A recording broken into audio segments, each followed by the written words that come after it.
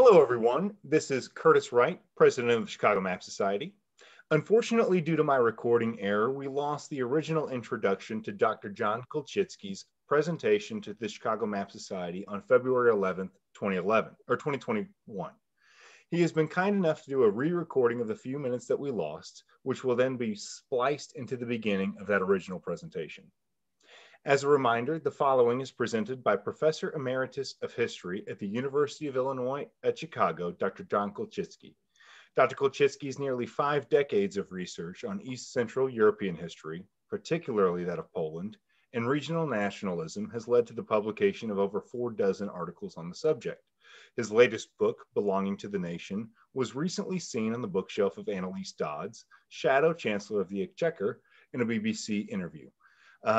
Today, Dr. Kulczycki will be discussing the mapping of Poland's borders after the First World Wars, and we will have a brief question and answer after the presentation. So at this point, I will pass it off to you, Dr. Kulczycki. Thank you. Thank you. I want to give some background in Polish history, the most important dates before the 20th century. 966 is given as the traditional date of the Christianization of Poland. This was important because it meant that Poland joined the European nations, the European community of nations. It was led by the Piast dynasty. Later, this state of Poland was ruled by King Jadwiga. She was referred to as king because they wouldn't accept a woman or a queen as the ruler. And she married the Lithuanian Grand Duke Jogaila, or Jagiełło in Polish, in 1386. This was the beginning of a very important connection between Poland and Lithuania, but initially this was simply the union of the leader. They remained as separate states.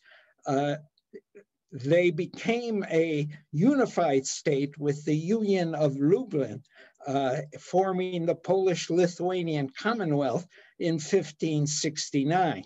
This union created one of the largest states in Europe at that time. And this state flourished in the 16th century, but it began to have crises in the 17th century, and by the 18th century, it was really a puppet state of Russia. And Russia would decide things like who is the ruler of the state and what kind of legislation could be passed. The neighbors of Poland, Prussia and Austria, wanted a share of this large territory. And so in 1772, you have the first partition of Poland by Russia, Prussia, and Austria. This stimulated a reform movement in Poland that culminated in the Constitution of the 3rd of May in 1791. This was the first constitution in Europe. And the response of Russia to crush this reform movement was to wage a war and ultimately to carry out a second partition of Poland in 1793. An attempt was made to fight against this oppression of the Polish state under the leadership of Tadeusz Kościuszko, who had fought in the American Revolutionary War, and he led a revolt in Poland in 1794 but this revolt was overwhelmed by the power of Prussia and Russia. And what followed was the third partition of Poland in 1795. And so Poland as a state disappeared from the map of Europe. Napoleon, of course, did a lot of reconstructing of Europe in his efforts to dominate Europe. And once he defeated Prussia, he took the territory that Prussia had taken in the partitioning of the Commonwealth and created the Duchy of Warsaw, which lasted from 1807 to 1815. This was a truly Polish state, but it was definitely dependent on Napoleon and ultimately his control.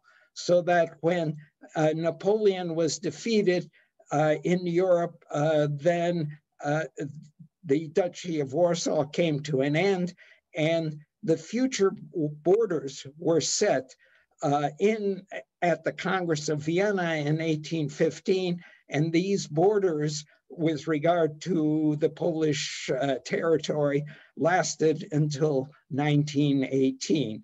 And that's when we will see the revival of the Polish state.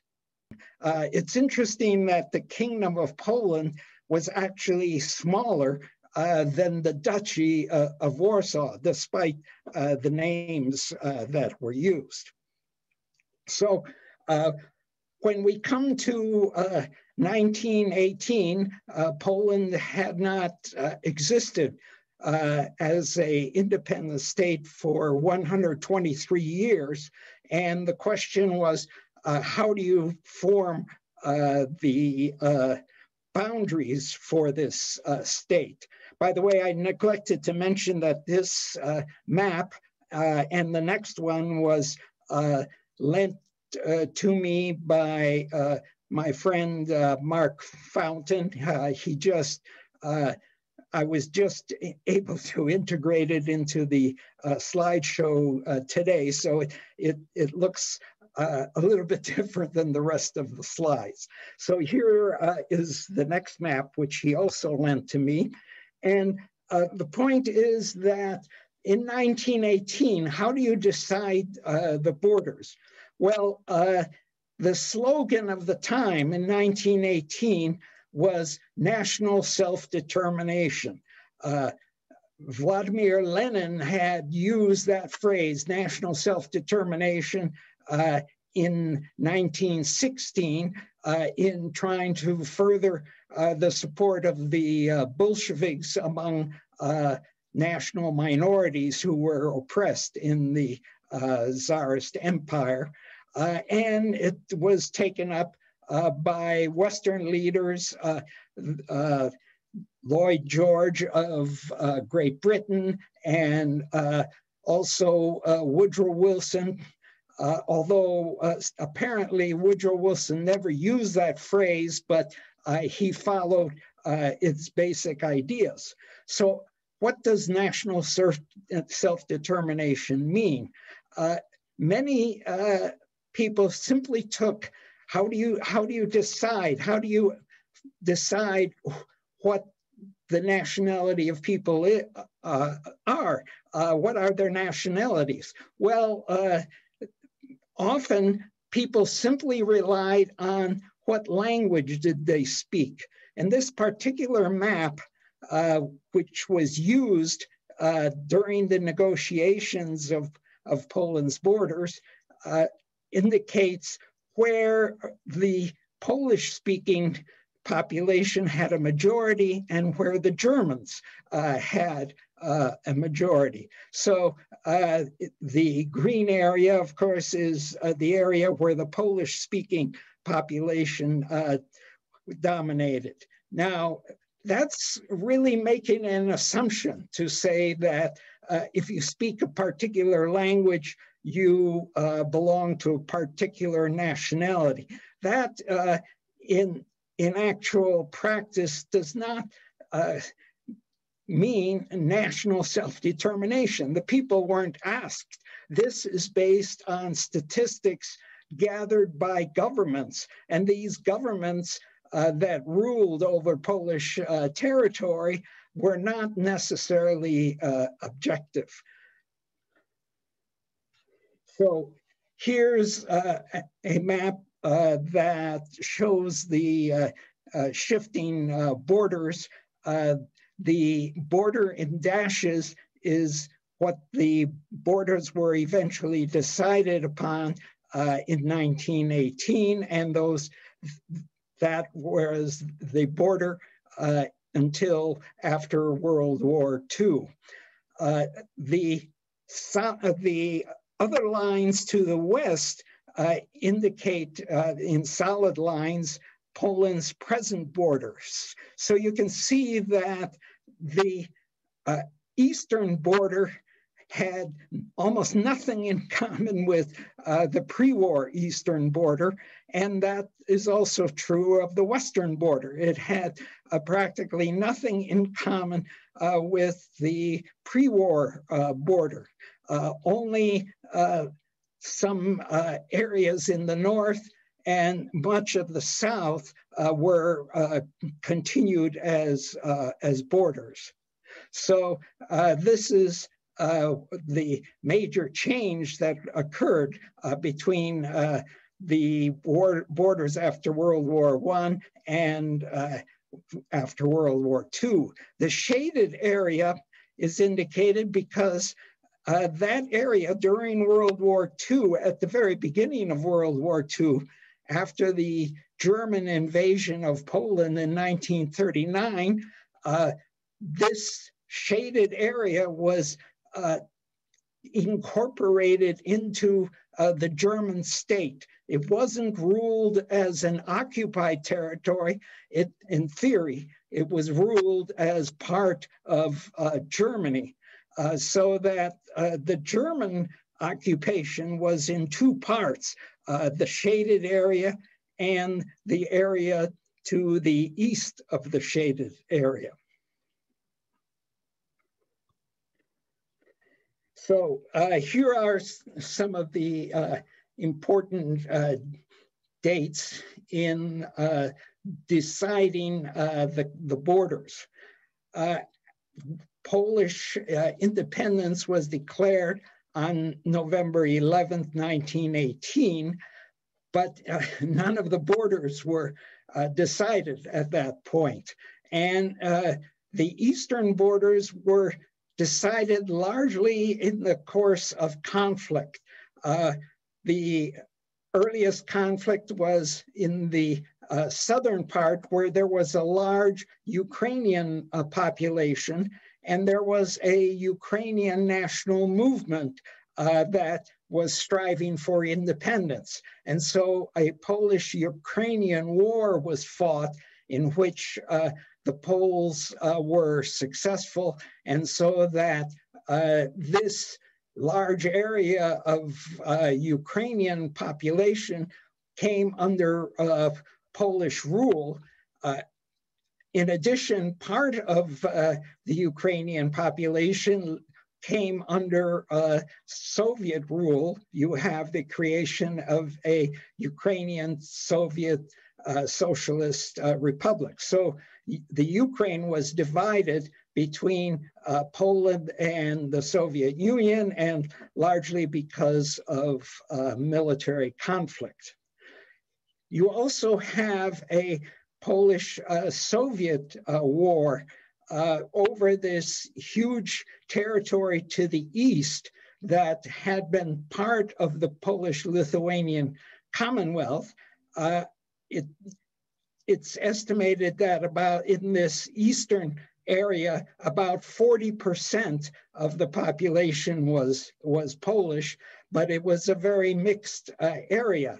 And so you have a conflict over who is going to control this area, Poland or the Soviet Union. The British foreign minister, Lord Curzon, proposed a border that encompassed a large the largest part of the Polish population into Poland, but it left millions of Poles on the other side of the line. But this, in a sense, was a line based on the supposed ethnicity of the population, again, using language as the indication of ethnicity. This line will continue to be very important in the later borders of Poland. But in the Polish-Soviet War, both sides, the Poles and the Soviets, ignored the line. Both of them, their armies crossed it multiple times. It was only in the Treaty of Riga of 1921 that this Polish-Soviet war was settled. The interesting thing is that the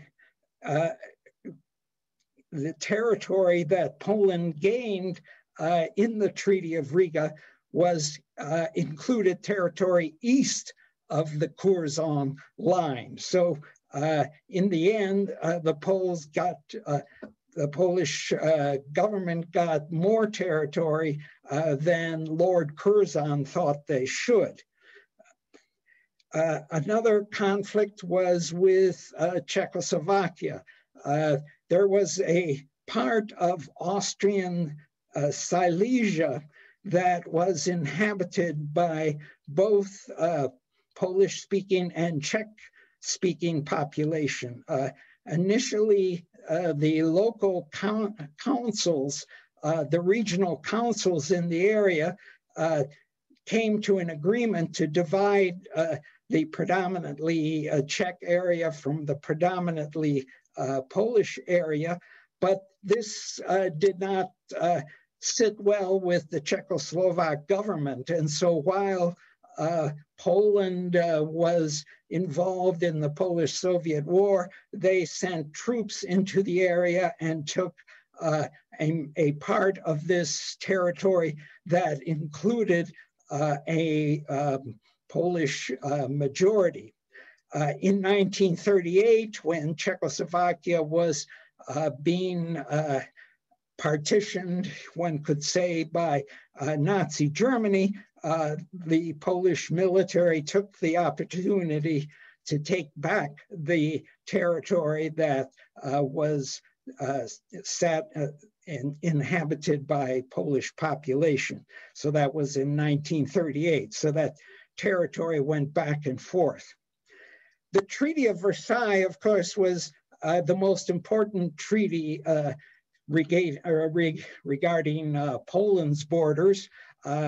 It was signed on June 28, 1919, and in theory, it was based on national self-determination. But again, most of the territory that was divided between Poland and Germany, no one asked the population which country they wanted to be in. Again, language statistics were used for most of the area. They did ask the population in two cases. In East Prussia, a plebiscite was held in which the population was given the opportunity to choose whether they wanted to be part of Poland or remain part of Germany in East Prussia.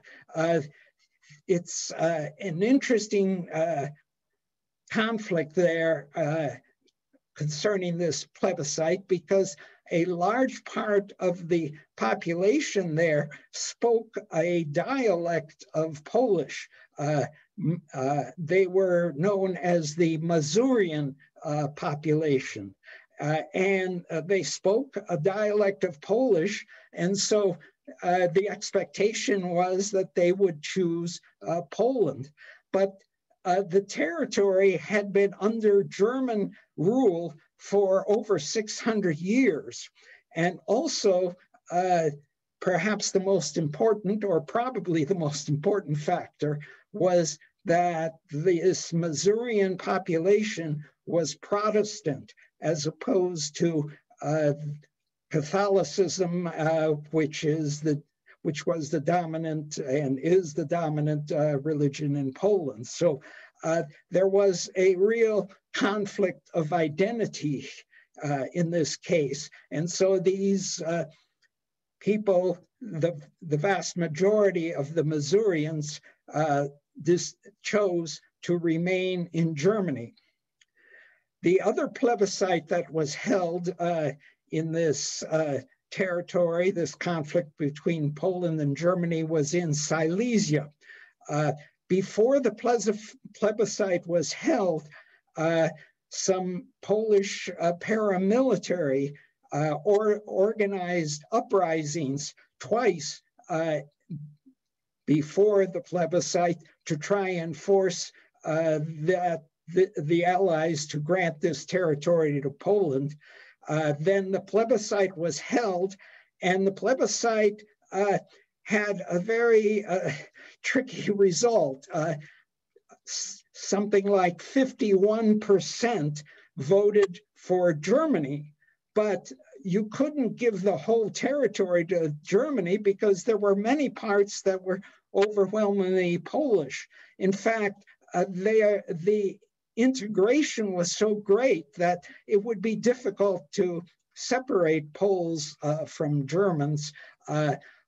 Poles lived predominantly in rural areas. The Germans lived in towns. Towns that were German were completely surrounded by Polish territory or Polish population. So there was a third uprising, again, to try and force the Allies to give it to Poland. And in 1921, the Allies decided to divide the territory between Poland and Germany.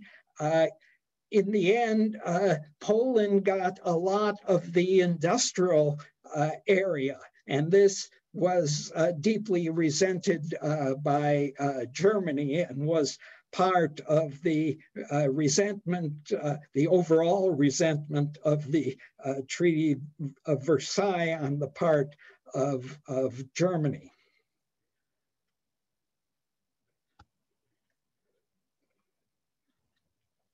So then we come to World War II, and here again, the shaded area is territory that was incorporated into Germany following the German conquest of most of Poland.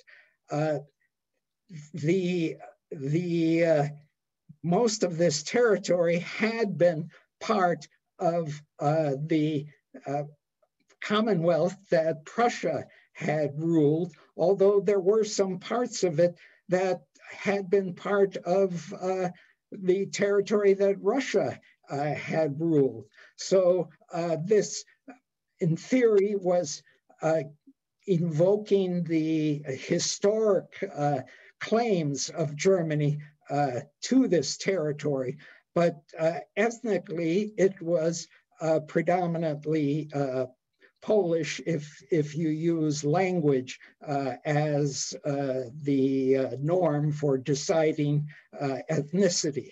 And you have the shaded area, and then to the south and east, you have the General Gouvernement, which was occupied by Germany, but not incorporated into the German state. It was really used as a kind of exploitation zone of the population, a dumping ground.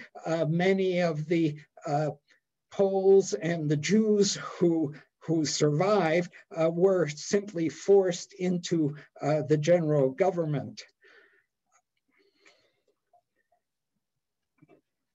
So how did this wartime borders come to be set?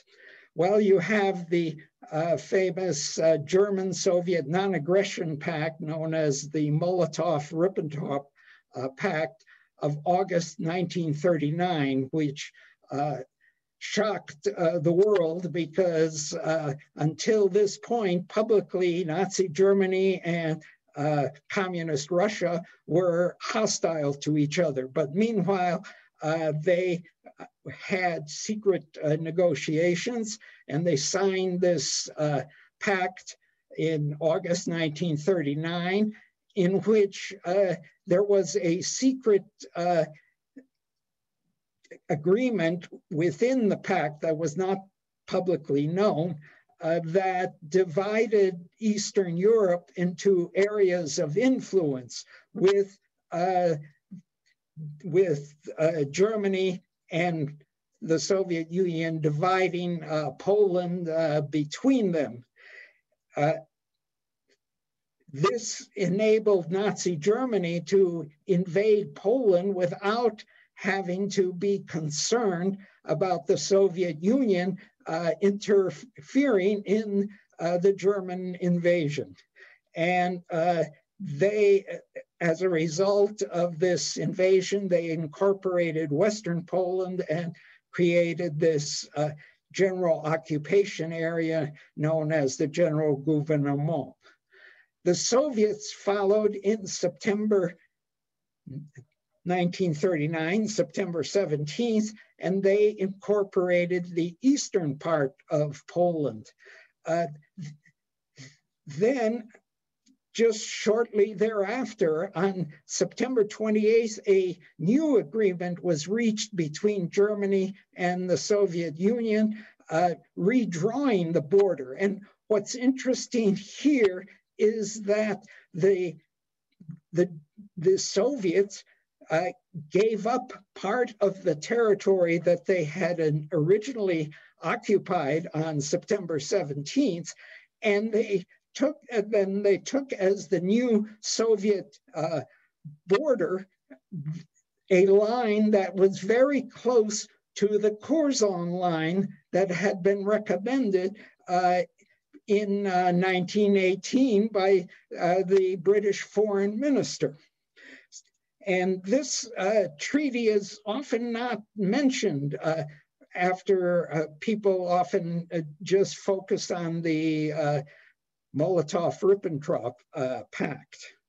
And then this treaty of friendship didn't last long because Germany invaded the Soviet Union on June 22nd, 1941. So this is how the borders were set in this period during World War II.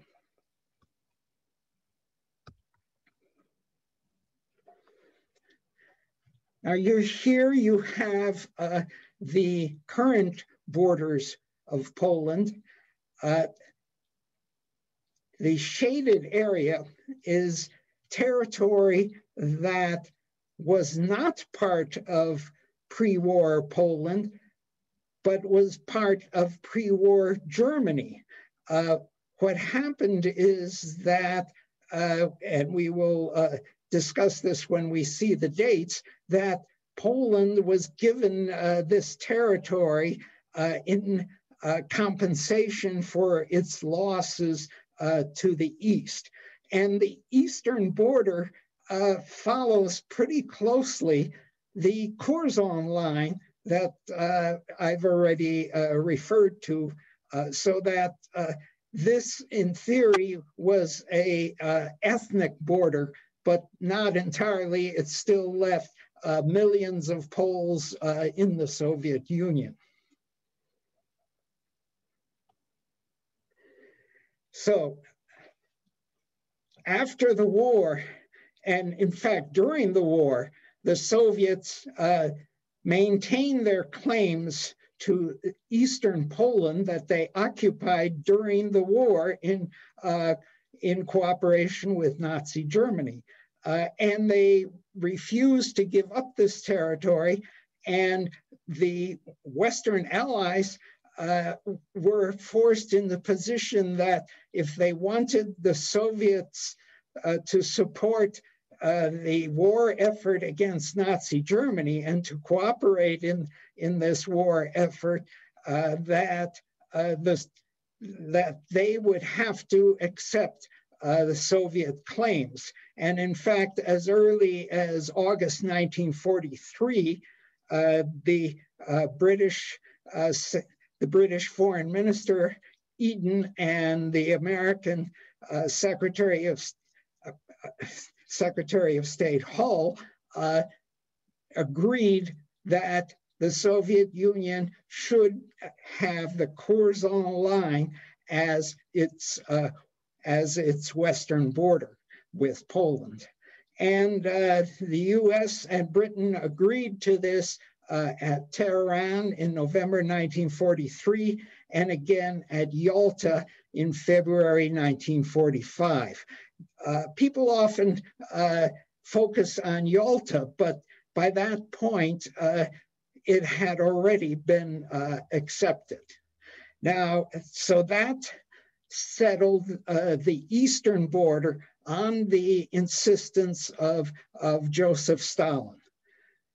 The western border and the northern border was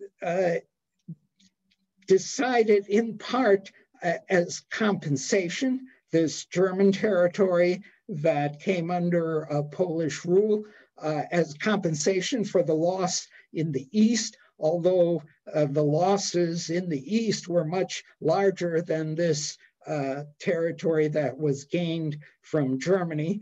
And in fact, during the war, General Władysław Sikorski, who was the leader of the Polish government in exile, had requested this expansion for strategic reasons in order to straighten the border between Poland and Germany so that it would be more defensible. But the Western allies agreed, but they considered it compensation, which Sikorski didn't. This western border was finally decided formally with Germany's defeat at the Potsdam Conference in July, August of 1945. Now, the interesting thing here is that these were very difficult negotiations. In the first place, it was supposed to decide the western border, but Polish administration was already taking over the territory that was part of Germany. And President Truman, who after Roosevelt's death took over, he accused the Soviets of violating agreements because they were allowing the Polish Communist administration to take over territory that had not yet been formally given to Poland. And in fact, at the Potsdam conference, Truman insisted that the final border would not be settled until there is a peace treaty. But yet the Potsdam Conference agreed to the movement of population. So the western border was really settled before the peace conference, simply by the Polish administration with the support of the Soviet Union and Joseph Stalin's insistence that this border was in fact settled by the facts on the ground. And so it's kind of interesting that the borders of Poland today, the eastern border, the western border, as well as the other borders, were really the decisions of one man, Joseph Stalin.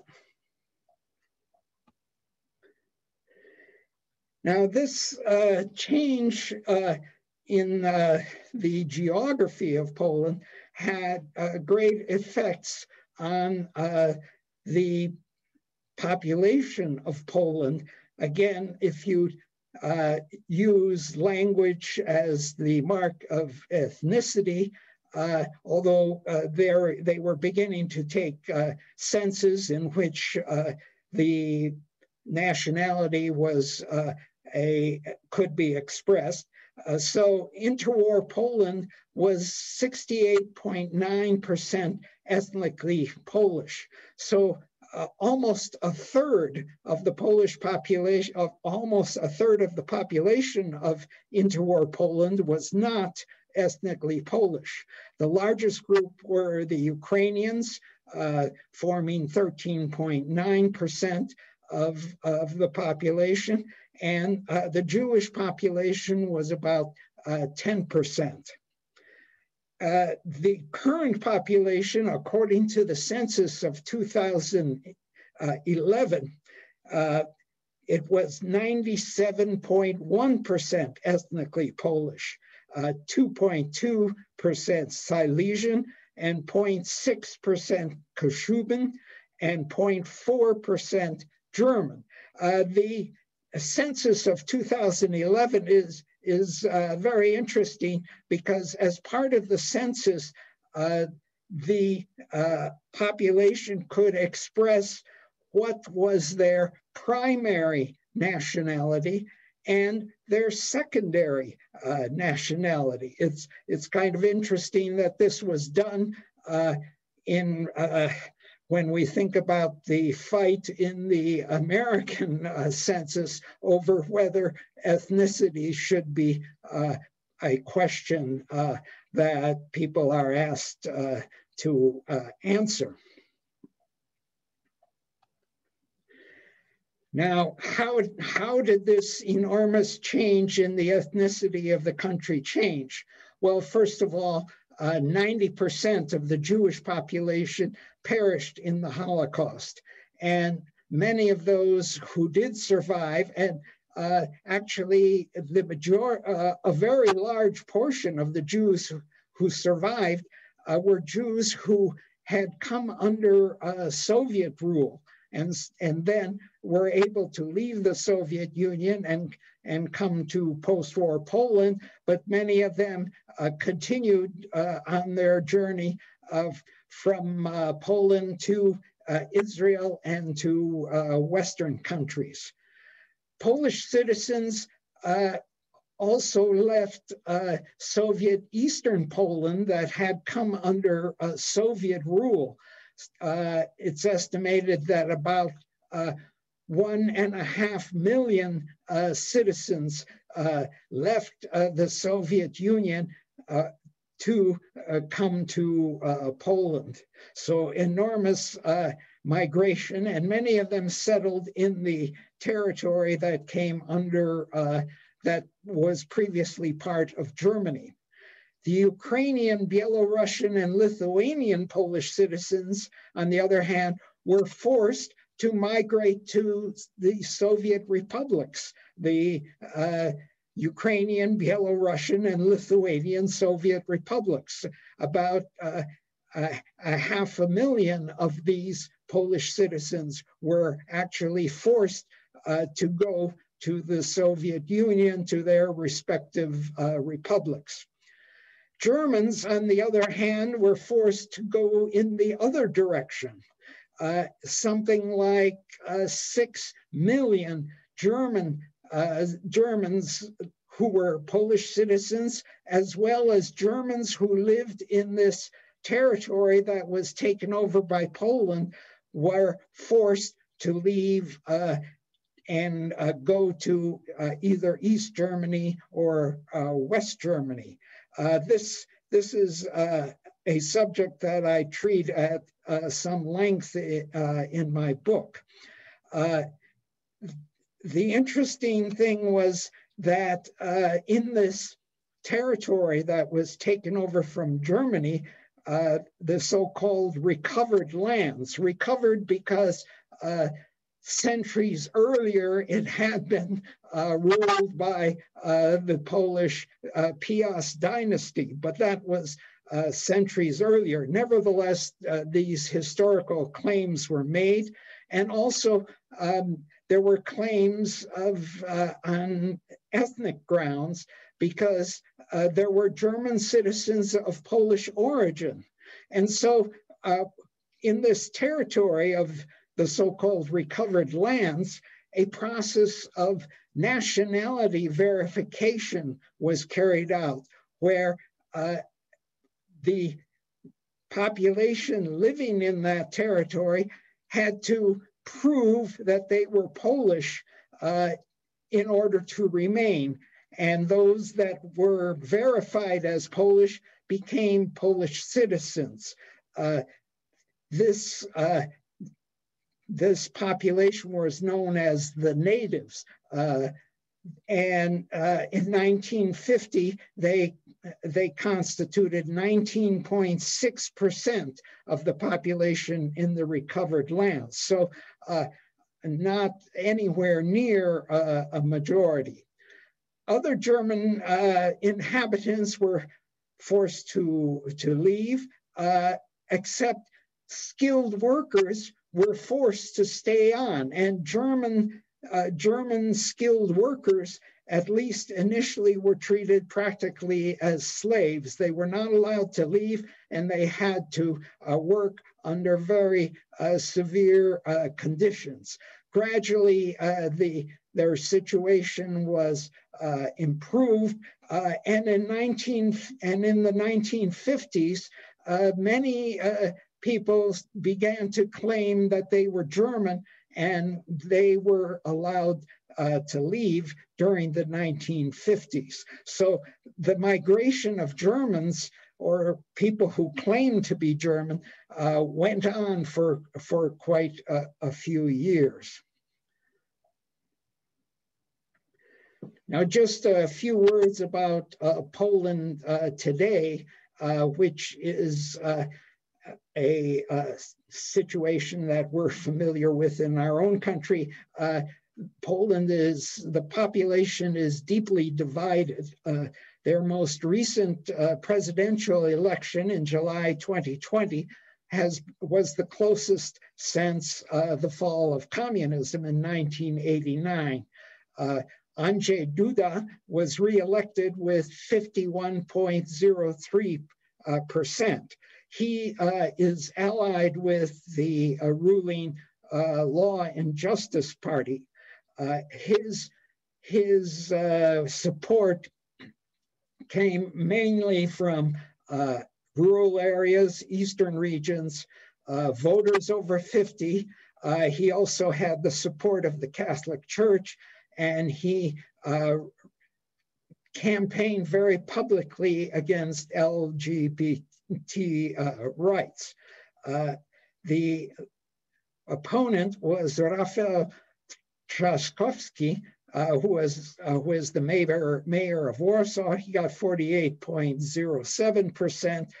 He won mainly in urban areas and Western regions. The Western regions are economically more developed than the Eastern regions that Duda won, so that this is also a socioeconomic difference. And he had the support of the Civic Platform, which is the largest opposition party. The Law and Justice Party that supported Duda and is the ruling party in Poland today has the character of promoting Polish nationalism. They support a generous social welfare program for families, and they are very strongly anti-communist. In the 2015 election, they got 38% of the vote, but they were able to put together a majority in Parliament and in the Senate. In 2019, they won a larger part of the population, but they just barely have a majority in Parliament, and they lost control of the Senate. This Law and Justice Party government has come into conflict with the European Union on a number of issues. They have been accused of undermining the independence of the judiciary, trying to pack the judiciary with their own supporters and forcing their opponents out of the judiciary. And also they have, the European Union has accused them of trying to assert control over the media. So there are these issues. Most recently, there has been a lot of protests in Poland over the question of abortion, where the abortion laws, anti-abortion laws in Poland are very strict, and recently have been made even stricter. And this has provoked demonstrations that have been in the news. So I'll be happy to answer questions. As was mentioned, there's a 40% discount for participants in this webinar who are interested in the book, which has been published by Harvard University Press. So I'll be happy to answer any questions anyone might have. Wonderful. Well, thank you very much for that engaging and interesting presentation, Dr. Kulczycki. We do have a couple of questions that have been submitted. The first from Mark was just a clarification regarding the marriage to Jadwiga, to the Grand Duke of Lithuania. Just to confirm, Jadwiga was a woman, right? Okay, good. That was just a clarification. We had another question from Isa. Was Sikorski aware of the loss of Eastern Polish land when requesting land from the West in 1943? So was he familiar with that during those negotiations? Absolutely. He knew that the Soviets were demanding this. Did he know that the Western Allies had accepted this demand? I'm not too sure on that point. I'm afraid I don't really know if he knows for sure about this, but he surely knew that the Allies were dependent on the alliance with the Soviet Union, and therefore were inclined in that direction. But whether he knew about the agreements, he might not have. Got it. We got a question from Joe. What happened to Prussia after World War II? Do you know if there was a forced migration as far as their inhabitants? Well, Prussia, of course, became part of a united Germany in 1870. So this territory that I referred to as German territory included Prussia. And there was also, and so, yes, there was a forced migration of Germans from the state of Prussia, which was part of a united Germany. Got it. Thank you for that clarification. With the situation for the skilled German workers, we can assume that they were pretty casual about breaking up families. We had a question from Stephanie about did the skilled German situation break families up? There was. It's an interesting issue with regard to the breakup of families with the forced migration. I thought it was kind of interesting that in the question of dealing with illegal migrants, that the United States did not hesitate to separate families, whereas in communist Poland, during this nationality verification process, which I study in my book, the Polish authorities what would they do if you had, for example, a Polish woman and a German man who were married? Do you force them to separate? Do you force them to leave because of the German husband? And in fact, the policy was no, that you allow a mixed marriage to remain. So that's an interesting point. In fact, one of my closest friends in Poland comes from such a family where his father was German and his mother was Polish. As far as the forced laborers, I believe that they were able to keep their families in Poland. They were not allowed to leave. The workers were not allowed to leave. And I believe that their families were allowed to stay as long as the workers had to stay.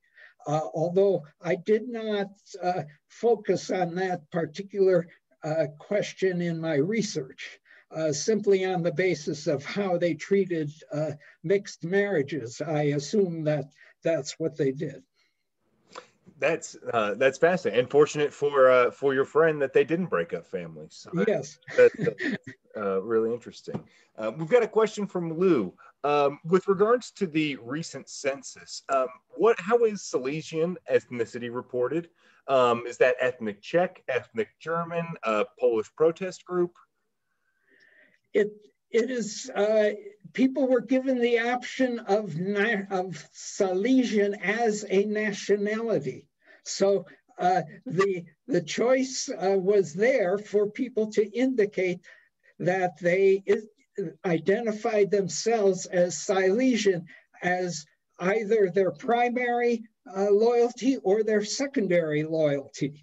So many people would indicate Polish as either one or the other, but at the same time would say which one is their primary. And Silesian was one of the choices, and there is this battle over whether the Silesians are a nation.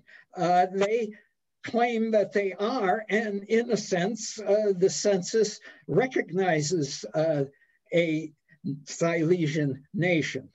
These are people who speak really a dialect, if you will, or a language that is very close to Polish.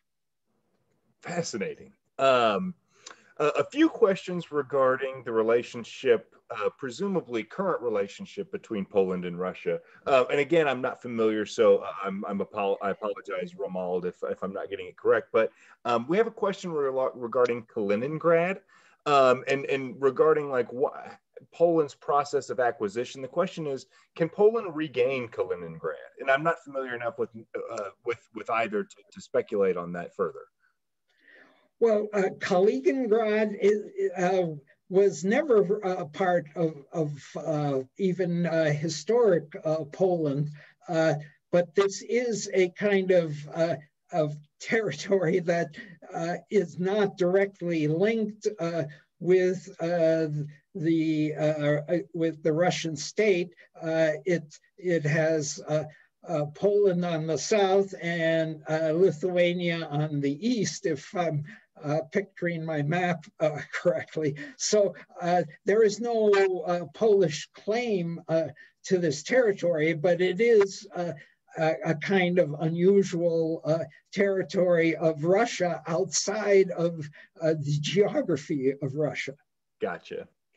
I had a question regarding sort of Polish identity between, I guess, comparatively to the three partitions and then this process by which the borders were established after the World Wars. And I was curious if you could just sort of talk about why self-determination became relevant in the 20th century and not in the 18th century, when it was partitioned between Prussia, Russia, and the Austrians. Right. Well, the key event in this development, I would say, is the French Revolution and spreading the ideas that the people should be the rulers, that the people should decide the government. And then the question is, well, which people? And over the course of the 19th century, it became the idea that, well, the people are a community. If a people are a community and they share a culture and a history, then they can claim to be a nation. And so the idea of the French Revolution that the people should rule came to be that, well, the nation should rule. The question is, how do you decide who belongs to the nation? And in the 19th century, they began to take census that tracked which language people spoke. And so that became a convenient tool for deciding what nationality they belonged to. But again, they weren't necessarily asked, which I don't mean to suggest that they would necessarily disagree, but it was a kind of not so much popular determination as deciding who belongs to which nation and then saying that that nation should determine. But again, the nation often wasn't asked. It was simply decided from outside who belongs to the nation and where does its territory lie. That's fascinating. We had a request from Alex. Could you speak a little bit more about Lvov? It's pronounced L-W-O-W. Yes, it now is Lviv. It's now in the Ukraine. There was a question as to whether Lvov, to use the Polish name, should be on which side of the Curzon line that should be. And apparently Lord Curzon, the British foreign minister who drew this line, suggested that Lvov should be, if there is a Ukrainian state, it should go to the Ukrainian state. If there is not a Ukrainian state, then it should go to Poland. And in the interwar period, it was part of Poland because there was no Ukrainian state. And in fact, the Ukrainians had been defeated by military means by the Poles. And for that matter, Lvov, as frequently happened in this area of Europe, the cities were one ethnicity and the countryside another. Lvov was predominantly Polish and Jewish. The countryside was Ukrainian. So it was part of interwar Poland, but it became part of Soviet Ukraine during the war and after the war. Very good, thank you. Two questions from Frank. One I think is a really good point. The statistics that you show about how Poland today is 97% Polish it's an overwhelming statistic, but Frank was wondering if you could talk about how the country is actually more multi-ethnic, consisting of Armenians, Lithuanians, Belarusians, things like that. Well, actually, yes, there are these ethnic minorities, but really they are a very small minority. I gave the statistics for Germans and Ukrainians. Those were the largest groups according to the census, which was based on the Declaration of the People in the population. So this is not, these aren't statistics that are imposed by the government. The census really reflects the choices of the population. So there are these groups, but they're really very small. And is there any, presumably, if I'm receiving this census in Poland, there's no benefit or there's no reason to where you're sort of not lying about your ethnicity, but there's no strength to identifying as Polish versus any of these other minorities? No, it was a completely free census, and it was, I mean, this had this been done under the communist regime, I would say that one could question it, but this was well after the fall of communism in Poland, and so as far as I know, there was no reward or punishment, no matter what your choice was. Gotcha. His second question deals with the possibility. Do you know if a number of Poles were not allowed to immigrate from Lithuania to Poland because of particular quotas, or he speculating that maybe too many people had chosen to immigrate from Lithuania to Poland after World War II? Yes, this is an interesting point. We speak in generalities about the population choosing or being forced to migrate, but a lot depended on the local situation.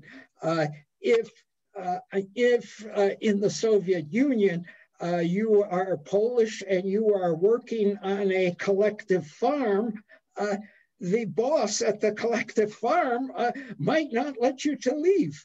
And so it depended. People may have wanted to leave. And of course, I should mention there were people who did not want to leave. They were attached to the place of their birth.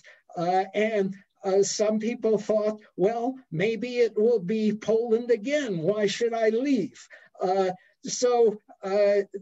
It is a mixed situation where some people wanted to leave and couldn't, and others who didn't want to leave. And in fact, after 1956, a lot of people from the Soviet Union came to Poland because they were finally able to leave. So the situation wasn't as simple as my general picture presents. That actually segues nice into what we'll try to wrap up as our last couple of questions or comments. Waldemar wanted to point out that a substantial number of Germans moved from East Prussia and West Poland, voluntarily escaping the Red Army in 1945. So there was a voluntary migration of all sorts of people getting out of the Soviets' way. And then we have sort of one interesting thought that I'm hoping you'll be able to share your opinions on, Dr. Kulczycki, from Christine. And it's an interesting question. She asked, was Poland the big loser in World War II? And she has another comment, but I guess I'll just leave it at that. As far as, do you think that Poland lost the most as far as its identity or its heritage? Well, first of all, when you use the word loss, the loss of life during World War II was enormous. And in the case of the population, not only of Poles, but the population of pre-war Poland, everyone suffered enormously, the Jews above all. And so there was a great deal of loss of life. Secondly, there was material loss. Pictures of what Warsaw looked like immediately after war are widely shown as how devastating a war can be. I mean, the city was was just bricks and ashes for the most part. So there are these material losses. As far as it's an interesting point, and one that I take perhaps a controversial point of view concerning.